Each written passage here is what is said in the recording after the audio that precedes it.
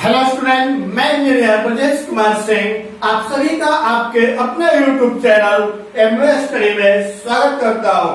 चलिए आज का टॉपिक हम लोगों का है डिटरमिनेंट एक्सरसाइज 4.4 का सॉल्यूशन करेंगे। चलिए देखते हैं। चलिए पहला क्वेश्चन दिया हुआ है, आपको निकालना है फाइंड माइनर एंड कोफैक्टर। तो इसमें पहला क्वेश्चन है, पहला नंबर में दिया हुआ है, वह आपको क्वेश्चन दिया हुआ है 2, -4, 0 and 3। अब बताइए इसमें माइनर निकालने के लिए सबसे पहले मैं एलिमेंट को लिखता हूँ A11, A12, A21 और A क्या बन जाएगा A22। क्लियर है। चलिए अब इसके कोरस्पेंडिंग इसका माइनर निकालिएगा तो क्या लिखेंगे M11। तो बनता है, मैंने बताया जो भी संख्या लिखेंगे उसी के कोरस्पेंडिंग रो और कॉलम को डिलीट करेंगे तो क्या बचेगा डिटरमिनेंट ऑफ 3, जिसका वैल्यू क्या निकल गया 3। उसके बाद अब क्या आएगा M11 के बाद इसका को माइनर निकालेंगे तो बनेगा M12। तो बोले जो भी संख्या लिखेंगे उसी के कोरस्पेंडिंग रो और कॉलम को डिलीट करेंगे तो डिटरमिनेंट ऑफ 0 और 0 का डिटरमिनेंट भी क्या आएगा 0। अब 1, 2, 1 के कोरस्पेंडिंग माइनर निकालेगा तो 2, 1 आएगा। अब करना क्या है कि इसके कोरस्पेंडिंग निकालेगा, इसके कोरस्पेंडिंग रो और कॉलम को रिलेट करेंगे तो डिटरमिनेंट ऑफ -4 का डिटरमिनेंट क्या होता है -4 ही होगा, उसमें किसी भी तरह का कोई परिवर्तन नहीं होगा। अब उसके बाद क्या कर रहे हैं हम लोग इसका निकालते हैं तो देखते हैं क्या आता है। इसका माइनस हो जाएगा M22, जो भी संख्या लिखेंगे रो और कॉलम को रिलेट करेंगे तो क्या बन गया 2 और 2 का डिटरमिनेंट क्या होता है 2। मैंने अभी माइनर निकाला। अब यदि कोफैक्टर निकालना तो कोफैक्टर को क्या बोलते हैं C11, C12, C21 और C22। इसके कोफैक्टर को यदि आपको निकालना हो तो कैसे निकालते हैं, करना कुछ नहीं, जो माइनर का वैल्यू है उसको लिखते हैं और 3, 0, -4 एंड क्या जवाब है 2। या किसका वैल्यू लिखना होगा माइनर का। अब कोफैक्टर निकालेंगे तो इसका जो साइन होता है, साइन क्या होता है plus minus minus and plus, उसके साइन से इसमें मल्टीप्लाई कर दीजिए तो प्लस इन माइनस इन, उसके बाद क्या दिया है इसका माइनस और यहाँ पे क्या दिया हुआ है प्लस। क्लियर है यहाँ तक, कोई डाउट इसमें। चलिए ये दोनों मल्टीप्लाई होगा तो क्या बन जाएगा 4। तो बन गया कोफैक्टर C11 कोफैक्टर क्या होती है, सेकेंड का कोफैक्टर -0 है तो दैट मींस ये भी क्या बन गया 0। C21 A21 का कोफैक्टर क्या आएगा 4 और A22 का कोफैक्टर क्या आ गया 2। क्लियर है यहाँ तक, कोई डाउट इसमें किसी को नहीं। चलिए सेम क्वेश्चन नंबर 2 दिया हुआ है, जिसका आप सॉल्यूशन सेम प्रोसेस से करेंगे। बन जाएगा कि नहीं बनेगा, बन जाएगा। सिंपल से याद रखेंगे, दिए गए माइनर को पहले निकालेंगे, माइनर को निकालने के बाद कोफैक्टर निकालते समय बस उसके साइन से मल्टीप्लाई कर देंगे, आपका कोफैक्टर निकल जाएगा, सखंड निकल जाएगा। क्लियर है। चलिए देखते हैं अब सेकंड नंबर क्वेश्चन। नंबर में भी आपको 2 क्वेश्चन दिया हुआ है जिसका माइनर एंड कोफैक्टर ही निकालना है। तो सबसे पहले हम लोग लिखते हैं पहला नंबर, मैं एक बना रहा हूँ, दूसरा नंबर आप लोग बनाइएगा। चलिए सेकंड नंबर ये डायरेक्ट में बना रहा हूँ। दिया हुआ है, क्या दिया गया है 1, 0, 4, 3, 5, -1, 0, 1 एंड क्या दिया गया है 2। अब इसके एलिमेंट को यदि मैं लिखूं तो क्या लिखा जाएगा बताइए तो A11, A12, A13, A21, A22, A23, A31, A32 and A33। Clear है आपका, कोई डाउट इसमें किसी को नहीं। तो चलिए मैं अब प्रत्येक नंबर का माइनर निकालते हैं। तो बोले इसका माइनर निकालिएगा तो क्या बनेगा M11। अब बताइए इसका माइनर है यहाँ पे, इसके कोरस्पेंडिंग रो और कॉलम को डिलीट करेंगे तो 5, -1, 1, 2 सोल्व करेंगे तो 10 माइनस क्या आएगा -1 माइनस माइनस प्लस 10 से 11। क्लियर है। अब M11 के बाद इसका माइनर निकालिएगा तो क्या बन जाएगा AM12। तो बोले जो भी संख्या है उसके कोरस्पेंडिंग रो और कॉलम यह डिलीट कर देंगे तो 3 -1 0 and 2 सोल्व करेगा 6 -0 तो क्या बन जाएगा 6। अब 1 2 के बाद क्या निकालेंगे 1 3 तो क्या बन जाएगा M13।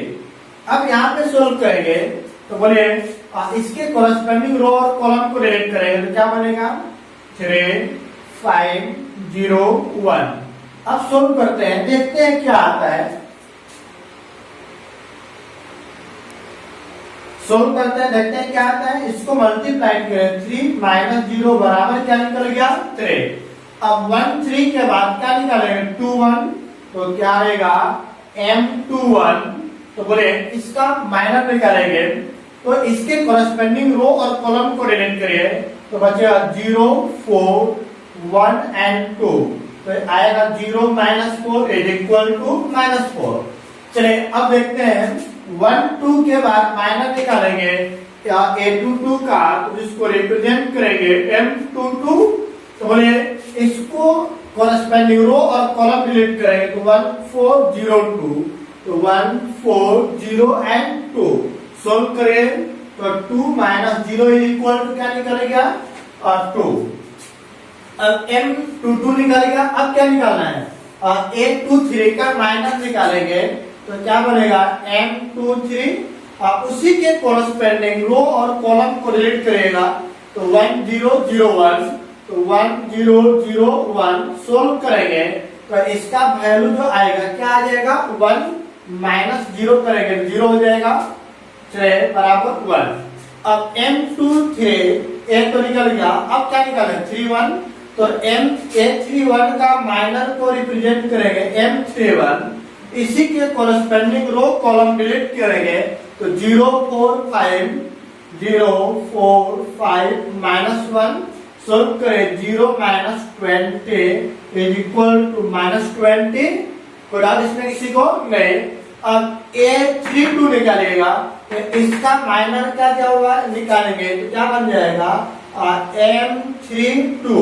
तो बोलिए इसी के कोरस्पेंडिंग रो और कॉलम को डिलीट किया जाएगा 1 4 3 -1 1 4 3 -1 क्या बनेगा बोले -1 -12 इज इक्वल टू -13 है ना।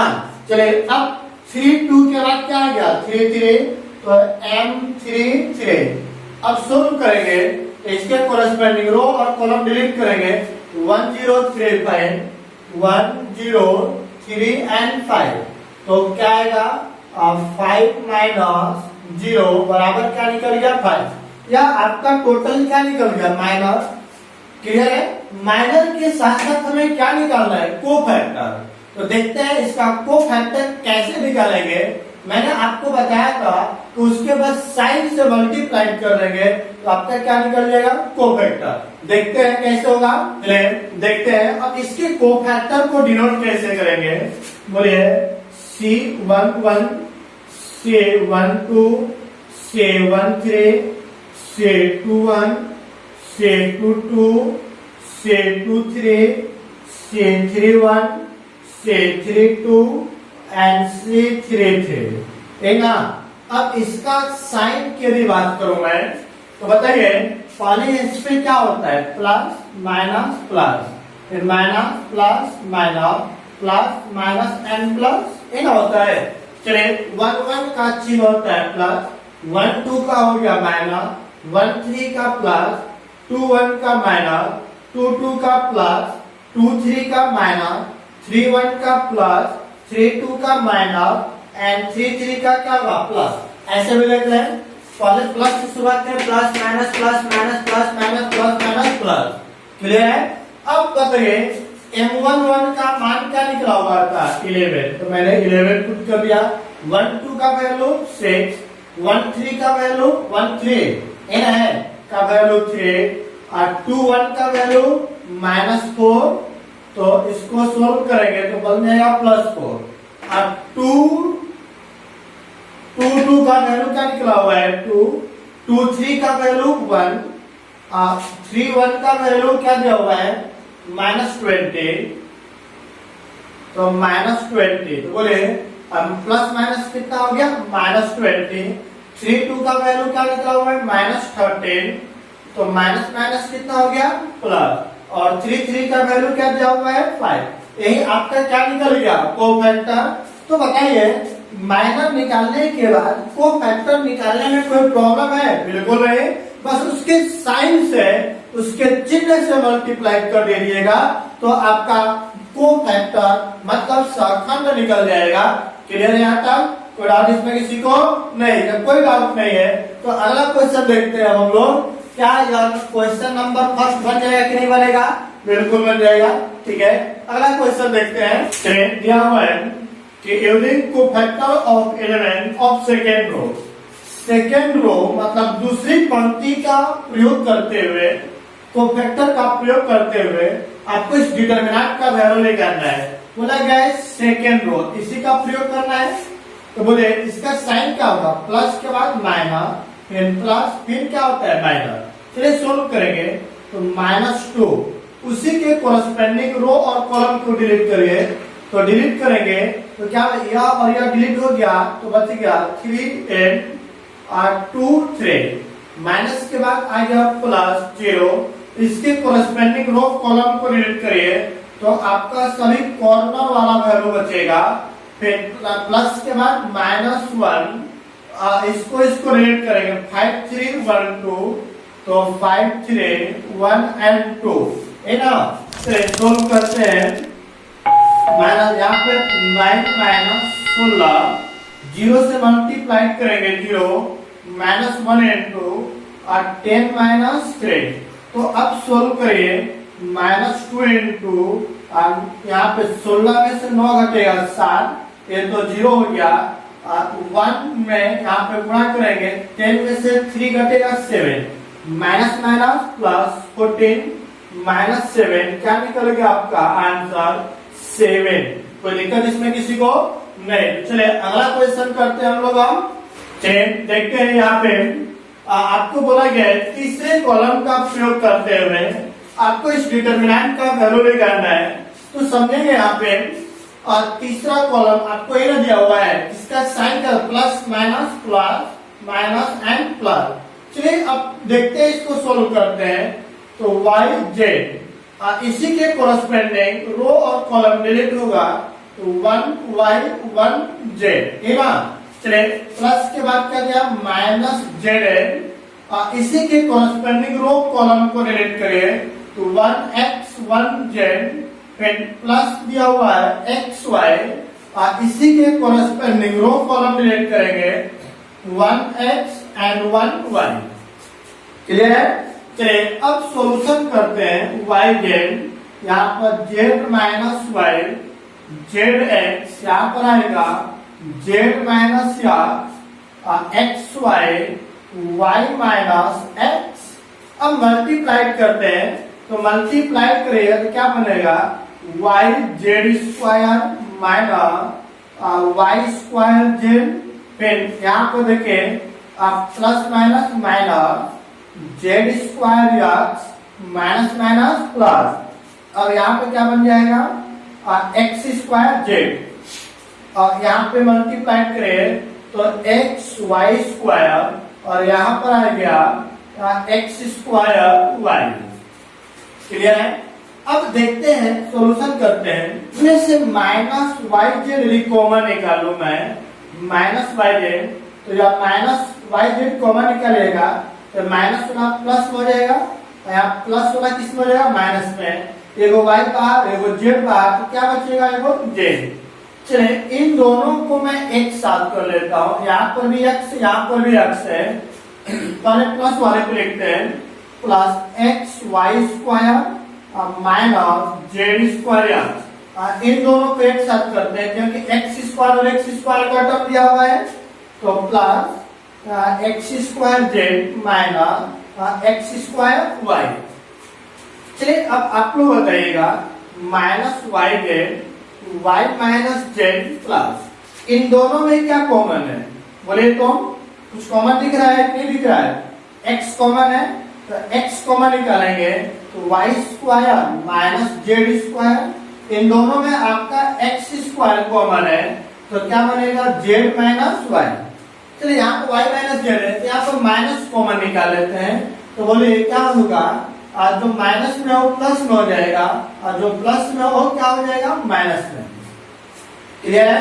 अब उसके बाद देखते हैं यहाँ पे माइनस वाई जेड और x minus y plus x into a square minus b square, तो ए माइनस बी और ए प्लस बी, यहाँ पर माइनस एक्स स्क्वायर तो वाई माइनस जेड, इन तीनों में देखिए x minus z x minus y minus z क्या है? कॉमन, तो y z sorry y minus z common निकलेगा क्या बचेगा? माइनस वाई जेड, यहाँ पर यह बाहर निकल गया ये बचेगा तो plus x into y plus z और यहाँ पर बच गया माइनस एक्स स्क्वायर। क्लियर है? चलिए तो अब देखते हैं हम लोग क्या क्या हुआ है और वाई माइनस जेड, उसके बाद यहाँ पर बताइए इसको मल्टीप्लाई करिए, पहले बताइए माइनस वाई जेड, यहाँ मल्टीप्लाई करेंगे तो एक्स वाई और यहाँ पर आ गया प्लस एक्स जेड और ये क्या हुआ? माइनस एक्स स्क्वायर है ना। तो अब बताइए क्या किया जाए कि आपका कुछ वैल्यू कॉमन देके देखते हैं यहाँ पर आपको जो है एक्स जेड वाई जेड और यहाँ पे क्या दिया हुआ है? X Z. यदि इन दोनों में मैं जेड कॉमन निकालूं तो एक्स माइनस वाई हो जाएगा।